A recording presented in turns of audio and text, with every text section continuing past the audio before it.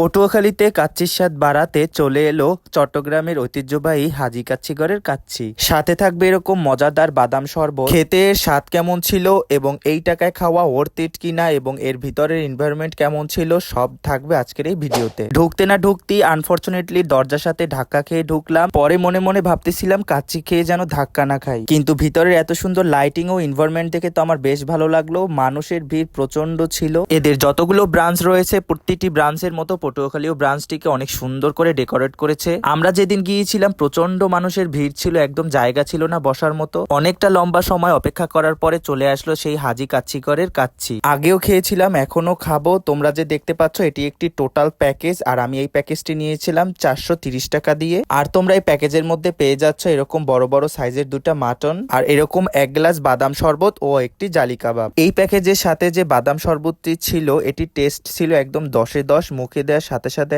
এটার যে প্রপার স্বাদ আমার বেশ ভালো লেগেছিল। কাচ্চির টেস্টের কথা যদি বলতে যাই, এই লম্বা লম্বা বাসমতি চালের পোলাও দিয়ে যখন আমি জালি কাবাব মেখে মুখে দিয়েছিলাম, এক কথায় অসাধারণ লাগছিল। আর কাচ্চির যে অথেন্টিক স্বাদটা সেটা একদম মুখে ফিল করতে পারছিলাম। আমার কাছে আলুটা বেশ শক্ত লাগছে, আর একটু নরম হলে মনে হয় বেশ ভালো লাগতো। ওদের কাচ্চির মাংসটা বেশ ভালো ছিল আর বেশ নরম ছিল, একদম মুখে দেওয়ার সাথে সাথে ছিঁড়ে আসতেছিল। আলু এবং মাংস যদি দুটোই সফট হয় তাহলে কিন্তু পোলাও দিয়ে মেখে খেতে বেশ মজা লাগে। কাচ্চির অথেন্টিক টেস্টটা পাওয়া যায়, আর ওদের কাচ্চির যে ফ্লেভারটা একদম টপ নচ। বাদাম শরবতটার কথা না বললেই নয়, এটা বেশ মজা। আর আমার মতো তোমরাও যদি কাচ্চির অথেন্টিক স্বাদ নিতে চাও তাহলে চোখ বুজে চলে যেতে পারো হাজী কাচ্চি ঘরে।